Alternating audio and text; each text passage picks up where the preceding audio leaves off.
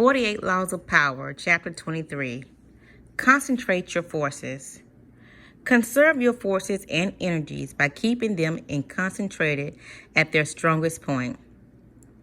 You gain more by finding a rich mine and mining it deeper than filtering from one shallow mine to another.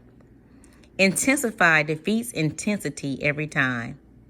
When looking for sources of power to elevate you, find the one key patron, the fat cow who will give you milk for a long time to come.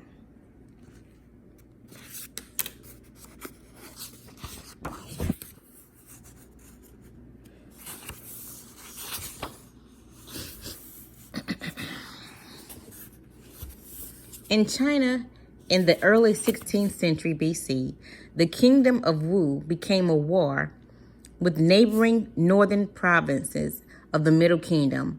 Wu was a growing power, but it lacked the great history and civilization of the Middle Kingdom, for centuries the center of Chinese culture. By defeating the Middle Kingdom, the king of Wu would instantly raise his status. The war began with great fanfare and several victories, but it soon bogged down. A victory on one front would leave the Wu armies vulnerable on another. The king's chief minister and advisor, Wu, warned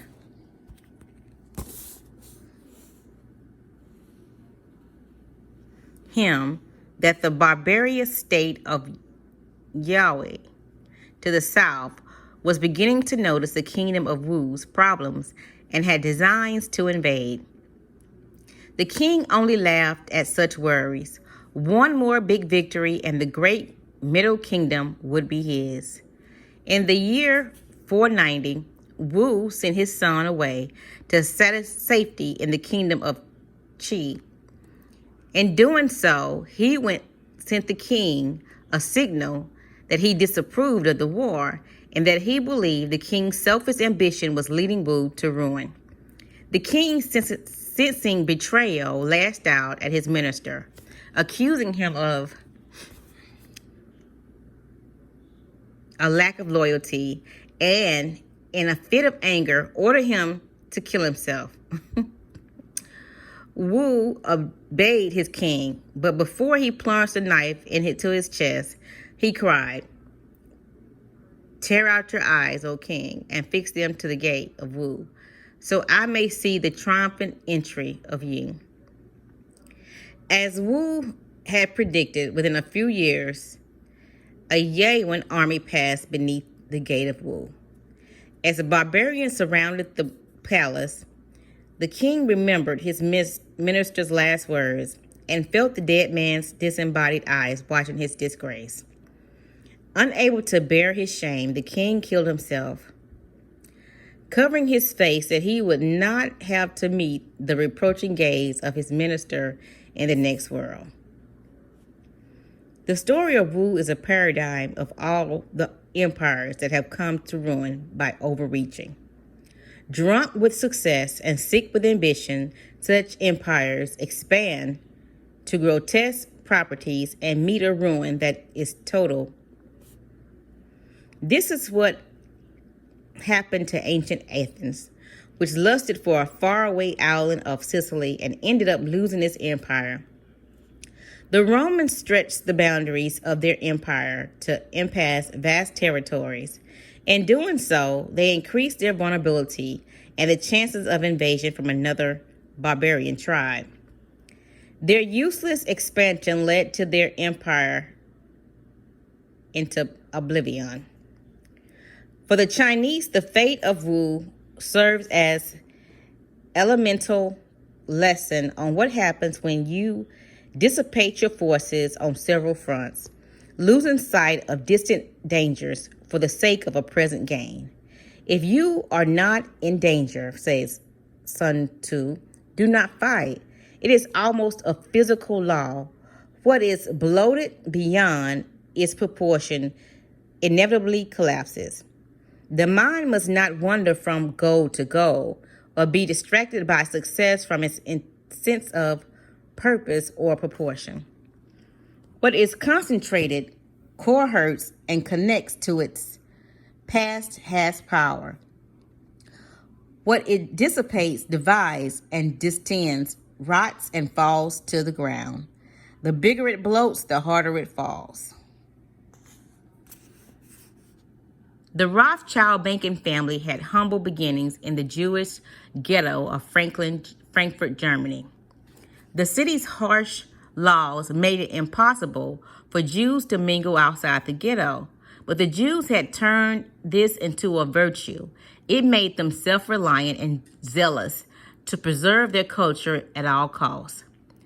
Mayer Amschel, the first of the Rothschilds to accumulate wealth by lending money in the late 18th century, well understood the power that comes from this kind of concentration and cohesion. First, Mayer allowed himself with one family, the powerful Prince of Thorn, in taxes. Instead of spreading his services out, he himself, these prince's primary banker, made himself the primary banker. Second, he entrusted none of his businesses to outsiders, using only his children and close relatives. The more unified and tight-knit the family, the more powerful it would become. Soon Mayer's 5 sons were running the business. As with Mayer lay dying in 1812, he refused to name a principal heir, instead setting up all of his sons to continue the family tradition so that they would stay united and would resist the dangers of diffusion and infiltration by outsiders. Once Mayer's sons controlled the family business, they decided that the key to wealth on a larger scale was to secure a foothold in the finances of Europe as a whole, rather than being tied to any one country or prince. Of the 5 brothers, Nathan had already opened up shop in London. In 1813, James moved to Paris. Amschel remained in Frankfurt, and Salmon established himself in Vienna, and Karl, the youngest son, went to Naples. With each sphere of influence covered, they could tighten their hold on Europe's financial market. This widespread network, of course, opened the Rothschilds to the very danger of which their father had warned them: diffusion, division, and dissension. They avoided this danger and established themselves as the most powerful force in Europe, finance and politics, by once again resorting to the strategy of the ghetto, excluding outsiders, concentrating their forces. The Rothschilds established the fastest system in Europe, allowing them to get news of events before their competitors. They held a virtual monopoly on information, and their internal communications and correspondence were written in Frankfurt Yiddish, and in a code that only the brothers could decipher. This was no point in stealing this information. No one could understand it. Even the shrewdest banker cannot find their way through the Rothschild maze. Admitting a financier who had tried to infiltrate the clan. In 1824, James Rothschild decided it was time to get married. This presented a problem for the Rothschilds, since it meant incorporating an outsider into the Rothschild clan. An outsider who could betray its secrets. James therefore decided to marry within the family and choose a daughter of his brother Solomon. The brothers went ecstatic. This was the perfect solution to their marriage problems. James' choice now became the family policy. 2 years later, Nathan married off his daughter to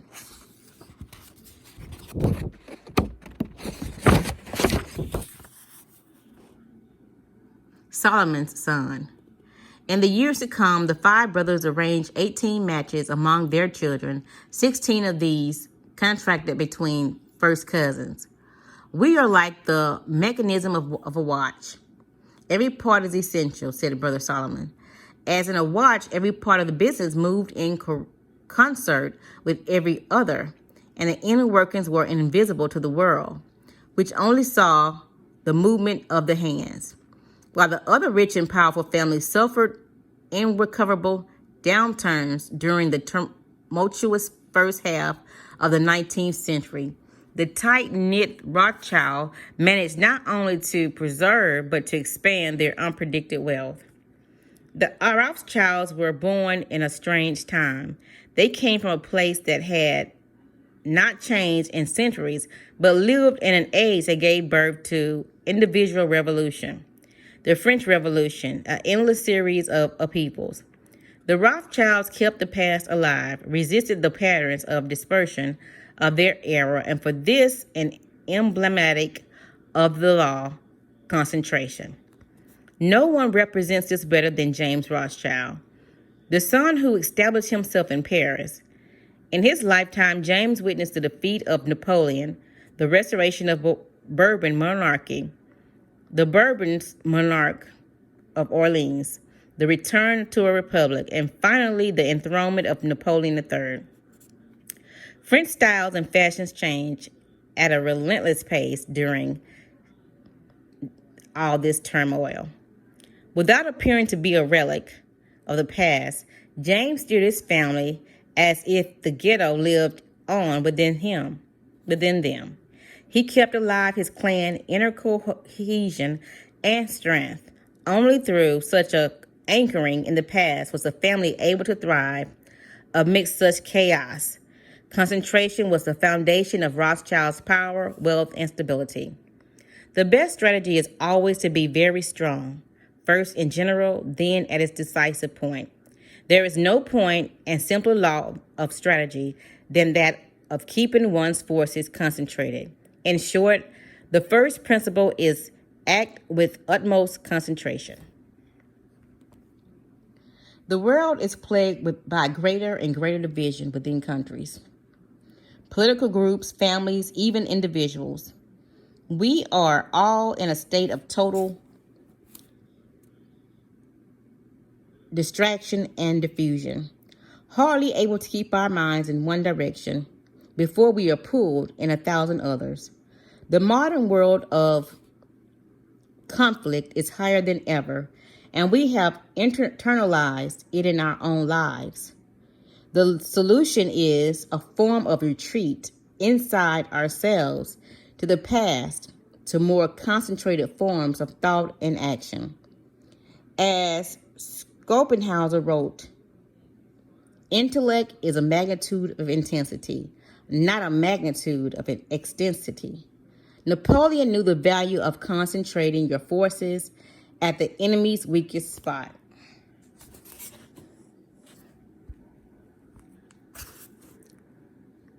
It was the secret of his success on the battlefield. But his willpower and his mind were equally modeled on this notion. Single-mindedness of purpose, total concentration on the goal, and the use of these qualities against people less focused, people in a state of distraction, such as an arrow will find its mark every time and overwhelm the enemy. Casanova attributed his success in life to his ability to concentrate on a single goal and push at it until it yielded. It was his ability to give himself over completely to the woman he desired that made him so intensely seductive. For the weeks or months that one of these women lived in his orbit, he thought of no one else. When he was imprisoned in the treacherous leads of the Doge Palace in Venice, a prison from which no one had ever escaped, he concentrated his mind on the single goal of escape day after day. A change of sails, which meant that months of digging hard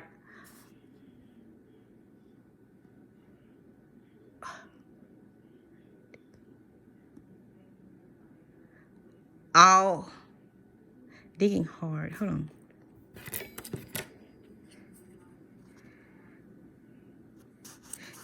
Was it digging hard? Oh, where am I getting lost right here?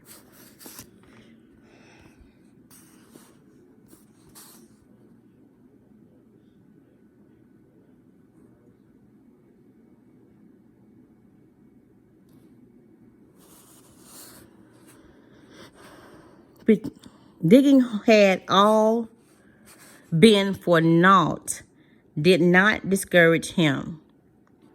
He persisted and eventually escaped.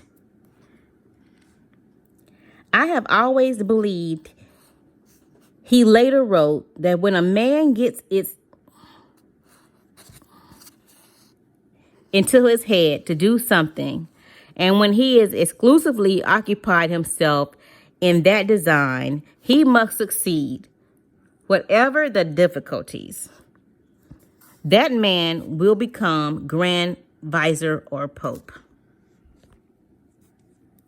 Concentrate on a single goal, a single task, and beat it into submission. In the word of power, you will constantly need help from other people. Usually those more powerful than you. The fool flips from one person to another, believing that he will survive by spreading himself out. It is a corollary of this law of concentration. However, that much energy is saved and more power is attained by fixing yourself to a single appropriate source of power. The scientist Nikola Tesla ruined himself by believing that he somehow maintained his independence by not having to serve a single master. He even turned down J.P. Morgan, who offered him a rich contract in the end. Tesla's independence meant that he could depend on no single patron, but was always having to toddy up to a dozen of them. Later in his life, he realized his mistake. All the great Renaissance painters and writers wrestled with this problem. None more so than the 16th century writer, Pietro Artino. Throughout his life, Artino suffered the indignities of having to please this prince and that. At last he had had enough and decided to woo Charles V, promising the emperor that the services of his powerful pen, he finally discovered the freedom that came from attachment to a single source of power. Michelangelo found this freedom with Pope Julius II, Galileo with the Medicis. In the end, the single patron appreciates your loyalty and becomes dependent on your services. In the long run, the master serves the slave. Finally, power itself always exists in concentrated forms. In any organization, it is inevitable for a small group to hold the strings, and often it is not those with the titles. In the game of power, only the fool flails about without fixing his target. You may find out who controls the operation, who is the real director behind the scenes, as Richelieu discovered in the beginning of his rise to the top of the French political scene during the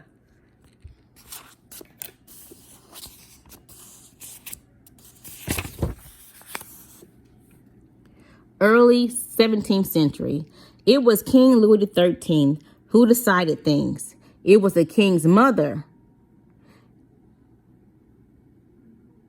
Oh, it was not King Louis XIII. It was his mother. And so he attacked himself to her and catapult through the ranks all the way to the top. It is enough to strike oil once.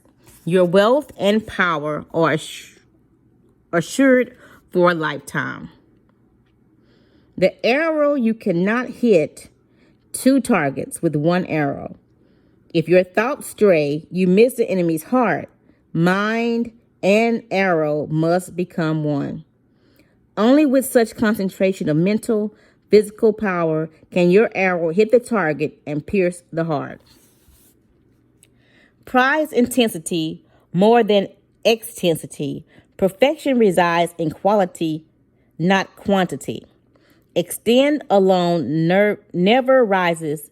Extinct alone never rises above mediocrity. And it is the misfortune of man with a wild general interest that while they would like to have their finger in every pie, they have one in none. Intensity gives eminence and rises to the heroic and matter sublime.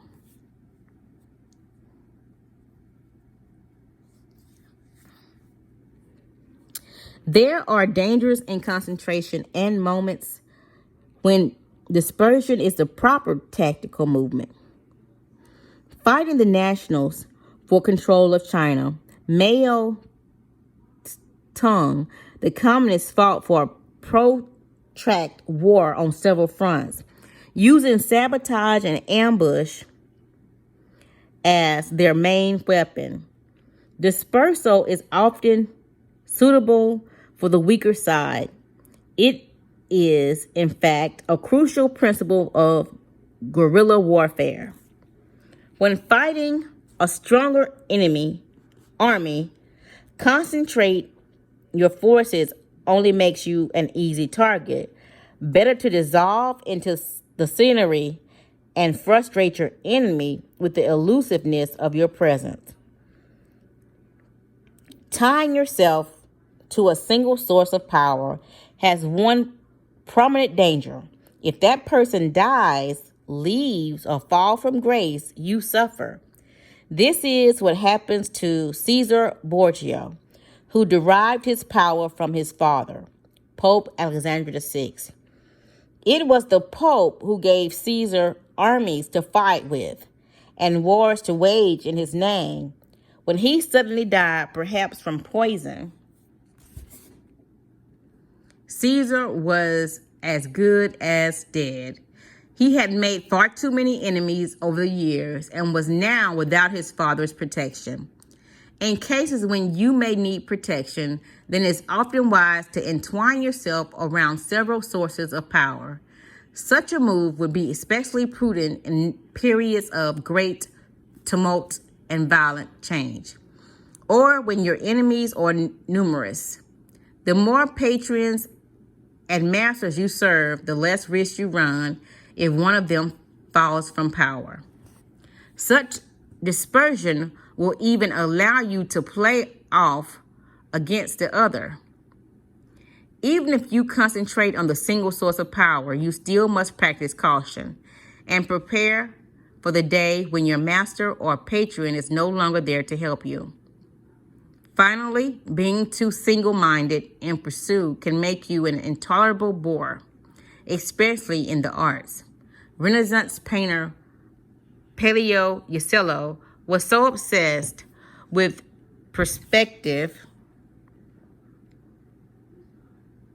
that his paintings looked lifeless and contrived, whereas Leonardo da Vinci interested himself in everything: architects, painting, warfare, sculptures, mechanics. Diffusion was the source of his power, but such genius is rare, and the rest of us are better off erring on the side of intensity.